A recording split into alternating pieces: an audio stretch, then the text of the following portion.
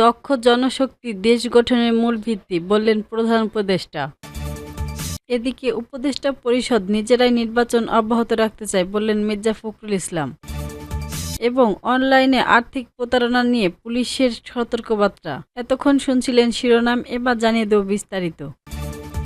দক্ষ জনশক্তি দেশ গঠনের মূল ভিত্তি উল্লেখ করে প্রধান উপদেষ্টা ডক্টর মোহাম্মদ ইউনূস বলেছেন, বাংলাদেশের উন্নয়ন অগ্রযাত্রায় ডিপ্লোমা ইঞ্জিনিয়াররা গুরুত্বপূর্ণ ভূমিকা পালন করে আসছে। অবকাঠামো ও শিল্প থেকে শুরু করে সব ক্ষেত্রে তাদের সেবা ও প্রস্তুতগত দক্ষতা আমাদের আধুনিক অর্থনীতির ভিত্তি তৈরিতে ব্যাপক অবদান রাখছে। তিনি বলেন, একটি বৃহত্তর পেশাজীবী গঠনের হিসাবে আইনজীবী ও দক্ষ কর্মী বাহিনীকে লালন পালন, কারিগরি শিক্ষার প্রচার এবং টেকসই প্রবৃদ্ধির জন্য উদ্ভাবনকে উৎসাহিত করছে। গণপ্রকৌশল দিবস ও আইনজীবীদের প্রতিষ্ঠাবার্ষিকী উপলক্ষে আজ এই বাণীতে প্রধান উপদেষ্টা এসব কথা বলেন। তিনি বলেন, গণপ্রকৌশল দিবস 2025-এ institution of diploma engineering Bangladesh IDEB র 55তম প্রতিষ্ঠাবার্ষিকী উপলক্ষে সংগঠনের সকল সদস্যকে শুভেচ্ছা ও অভিনন্দন জানান।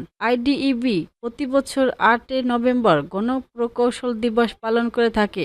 দিবসটির এবারের প্রতিপাদ্য হল দক্ষ জনশক্তি দেশ গঠনের মূল ভিত্তি। অন্যদিকে ডক্টর ইউনূস বলেন, একটি জাতির প্রকৃত শক্তি কেবল তার প্রাকৃতিক সম্পদের মধ্যেই নয়, বরং তার জনগণের জ্ঞান, দক্ষতা ও সৃজনশীলতার মধ্যে নিহিত। প্রধান উপদেষ্টা বলেন, গণপ্রকৌশল দিবস ও IDEB এর প্রতিষ্ঠাবার্ষিকী উপলক্ষে গৃহীত সকল কর্মসূচির সার্বিক সাফল্য কামনা করেন।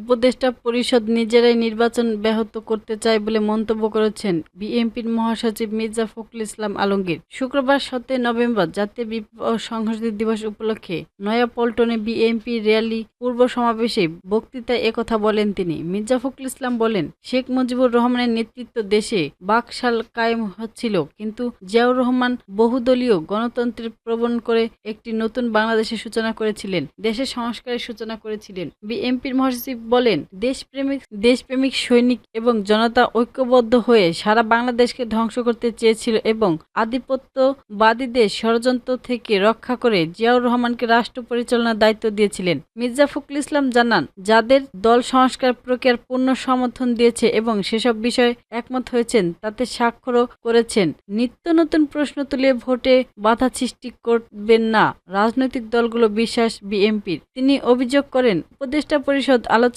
মাধ্যমে হওয়া ঐক্যবদ্ধ থেকে সরে এসে নতুন করে প্রস্তাব দিয়েছেন, যেখানে অনেক বিষয় অন্তর্ভুক্ত করা হয়েছে যা বিএনপির কাছে গ্রহণযোগ্য নয়। মির্জা ফখরুল ইসলাম বলেন, নোট অব ডিসেন্ট বাদ দিয়েছেন, তাতে আমরা একমত হয়েছি। তিনি প্রশ্ন তোলেন, রাজনৈতিক দলগুলোকে যদি শেষ পর্যন্ত নিজেদের সিদ্ধান্ত নিতে বলা হয়, তবে এতদিন ধরে চলা আলাপ আলোচনার আসলে কি অর্থ ছিল? কিন্তু রাজনৈতিক দল জোট করে নির্বাচনের আগে গণভোটের জন্য চাপ সৃষ্টি করেছে। অভিযোগ করে মির্জা ফখরুল ইসলাম বলেন, ফেব্রুয়ারিতে নির্বাচনের দিনই গণভোট হতে হবে, অন্যথায় জাতি মেনে নেবে না। তিনি উপদেষ্টা পরিষদের প্রতি পক্ষপাতিত্ব অভিযোগে এনে বলেন, তারা নিজেরাই এমন পরিবেশ সৃষ্টি করতে চায় যাতে নির্বাচন ব্যাহত হয়, কিন্তু দল নির্বাচন বানচালে ষড়যন্ত্র করছে বলে দাবি করেন ফখরুল।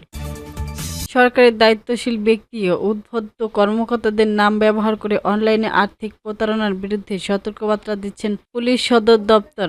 গতকাল বৃহস্পতিবার বাংলাদেশ পুলিশ এক প্রেস বিজ্ঞপ্তিতে বিষয়টি জানান। পুলিশের অফিসিয়াল ফেসবুক পেজেও এ বিষয়ে পোস্ট করা হয়েছে। বিজ্ঞপ্তিতে বলা হয়েছে, সম্প্রতি সরকারের বিভিন্ন দায়িত্বশীল ব্যক্তি ও উদ্বুদ্ধ কর্মকর্তাদের নাম ও ছবি ব্যবহার করে প্রতারক চক্র হোয়াটসঅ্যাপে মেসেজ বার্তা দিয়ে অর্থ দাবি করছে মর্মে অভিযোগ পাওয়া যাচ্ছে।